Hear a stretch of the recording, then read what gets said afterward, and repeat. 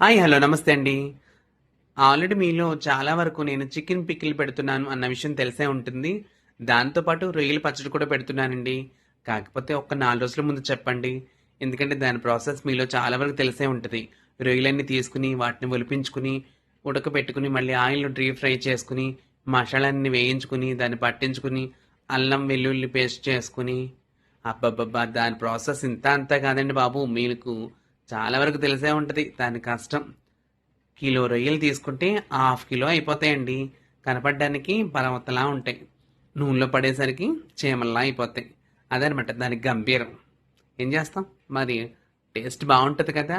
So మనీకి ఏముందులేండి, taste బాగుంటే ఒక రూపాయి అటు ఇటులో మనకి ముఖ్యంగా కావాల్సింది ఏంటంటే క్వాలిటీ కావాలి, టేస్ట్ కావాలి. సో అది నా దగ్గర అయితే గ్యారంటీగా ఉంటుందండి. ఎందుకంటే ఒక హాఫ్ కిలో తీసుకోండి, బాగుంటే 10 మందికి చెప్పండి, బాగోకపోతే 100 మందికి చెప్పొచ్చు. నేను ఆల్రెడీ లాస్ట్ వీడియోలో కూడా ఈ మాటే చెప్పాను. సో ఇంకెందుకు లేటు, నా యూట్యూబ్ ఛానల్ కూడా ఫాలో అవ్వండి, మర్చిపోకండి ప్లీజ్ అండి. మనందరం ఫ్రెండ్స్ కదండి. ఉంటా మరి, బాయ్ బాయ్.